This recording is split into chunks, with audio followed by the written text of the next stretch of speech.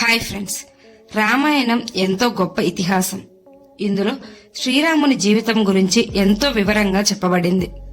శ్రీరాముడు ఆదర్శవంతమైన రాజుగా, ఆదర్శ పుత్రునిగా, ఆదర్శవంతమైన భర్తగా, సోదరునిగా మనకు కనబడతాడు. అలాగే శ్రీరాముడు తన జీవితంలో ఎన్నో కష్టాలను ఎదుర్కొన్నాడు. అయితే శ్రీరామునికి తమ్ముళ్ళు ఉన్న విషయం మనందరికీ తెలుసు. వారు కూడా ఎంతో ఆదర్శవంతులు. కానీ శ్రీరాముని తమ్ముళ్లతో పాటు ఒక అక్క కూడా ఉంది. శ్రీరాముని సోదరి ఎవరు? ఆమె పేరేమిటి? శ్రీరాముని సోదరి ఎవరిని వివాహం చేసుకుంది? ఆమె తన సోదరులకు ఎందుకు దూరంగా ఉంది? ఇలాంటి సందేహాలన్నింటికీ సమాధానాలు ఈ వీడియోలో తెలుసుకుందాం. వీడియో చూస్తున్న వారిలో శ్రీరాముని భక్తులు ఎవరైనా ఉన్నట్లయితే తప్పకుండా జై శ్రీరామ్ అని కామెంట్ చేయండి. అలాగే ఎవరైనా మన ఛానల్ ని ఫస్ట్ టైం చూస్తుంటే ప్లీజ్ సబ్స్క్రైబ్ చేసుకుని ఈ వీడియోని తప్పకుండా లైక్ చేయండి. మీ ఒక్క లైక్ మాకెంతో సపోర్ట్ ఇస్తుంది. దశరథ మహారాజుకు 3 భార్యలు. వారే కౌసల్య, సుమిత్ర, కైకేయి. కౌసల్యకు మొదట కుమార్తె జన్మించింది. ఆమెకు శాంతాదేవి అని పేరు పెట్టారు. శాంతాదేవి ఎంతో అందంగా ఉండేది.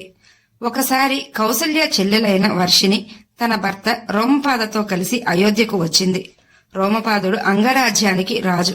కౌసల్య చెల్లెలైన వర్షిని శాంతను చూసి ఎంతో ముగ్ధురాలవుతుంది.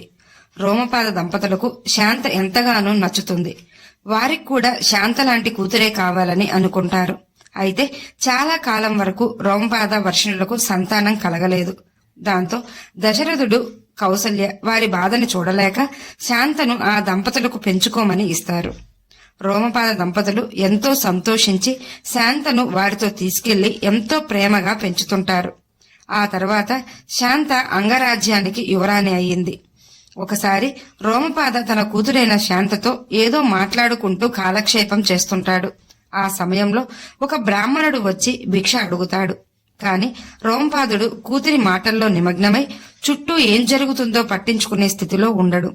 బ్రాహ్మణుడు చాలాసేపు చూసి అక్కడి నుండి ఖాళీ చేతులతో వెళ్తాడు. ఆ విషయం గమనించిన ఇంద్రుడు ఎంతో కోపోద్రిక్తుడవుతాడు.